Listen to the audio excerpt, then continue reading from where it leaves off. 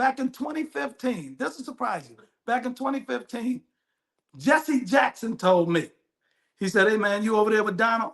You stay over there with him. Because if he wins, we need somebody in there. Jesse told me that out of his mouth back in 2015. That sounds like him. Yeah, it does sound like him. It sounds like his strategy. That's how he thinks strategically. Yeah. And he says that with an assumption that you are going to be advocating for Black people in that space. Which I did. And I can hold my head up. One thing I didn't do, you ain't seen me cooning. You ain't seen me jeffing and shucking and jiving and none of that crap. No, I ain't do that. Do you see, did any of the other Black conservatives do that in your mind? Heck yeah, all out. Which ones? Which ones? I ain't naming no name. Come on now, Doc. You done told the rest of them. You done get it. Doing it. Nope. Now, if I was mad at some of them, I'd call them out, but I ain't mad at nobody right now. Fair enough. I ain't doing it. Hey, you can see it. I don't have to say it. It's just certain things some folks say I wouldn't say because I'm a man and I wouldn't want my grandson to look at me and say, my grandfather is punking himself. What kind of stuff do people say? You ain't got any. What kind of stuff? I'll just say something like this. Some folks wake up in the morning, Black folks, and they'll say something like, Donald Trump is the best thing that ever happened to the planet Earth. I'm not doing that. He's my friend first. I give him his respect as a president and all that, but I'm going to be honest, I value he and I's friendship the most. Do you think when somebody like Tim Scott does jump up and do that, do you think, does Donald Trump not respect him? Does he laugh at them behind their back?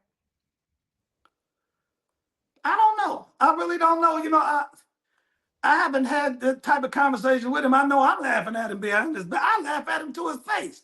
If I see Tim Scott, be like, man, how you stand up there and say that stuff like that? You know what I mean? Do you think he believes what he's saying? Like, is he cooning or does he actually believe this or both? Okay. He said yes. Hey, cooning. Hey, man.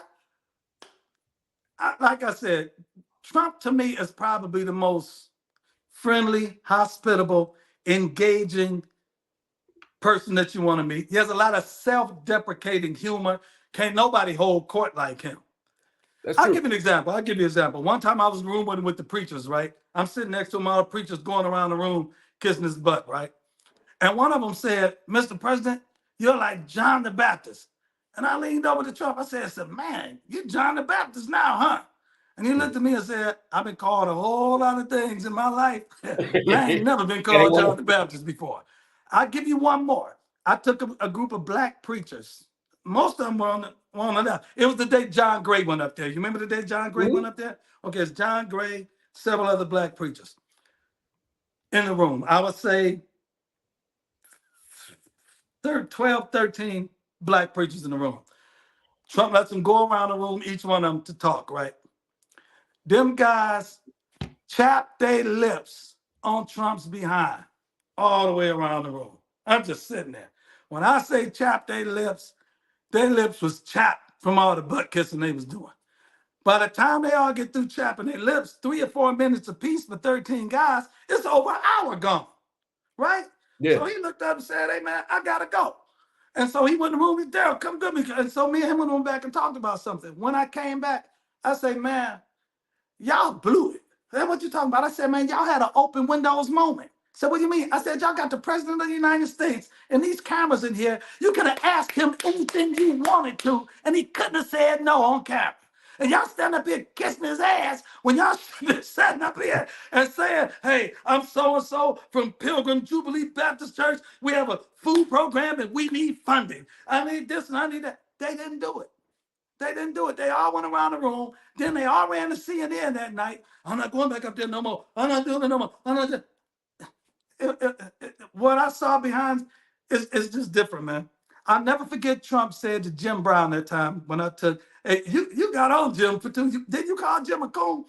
No, I ain't called Jim a coon. This is what I said. And I do got to run because it's 11. Right. I said that there were a bunch of mediocre Negroes up in Trump Tower. Now, the hit dogs holler. Jim Brown didn't say nothing to me. Steve Harvey. I spoke up. I clapped back. Yeah, but see, that's the thing. I was really talking about the brother from Georgia. I know what you're talking about. So what's his name was dating his daughter. I ain't gonna say who, but you know what I'm talking about. Yeah. But Dating. watch this. Trump said something up there that day that showed me the type of person he is. When Jim was up there, he had Jim explaining to him about the American program. And Trump was like, those guys, ex-drug dealers, they got to be really smart, aren't they? Because to be able to run that drug game, they were smart. Jim said, yeah, they're smart. He said, listen, we got $900 million laying around in HUD. I'll make sure Ben Carson gives you something. But if he doesn't, I got my own money. I'll write you a check out of my pocket.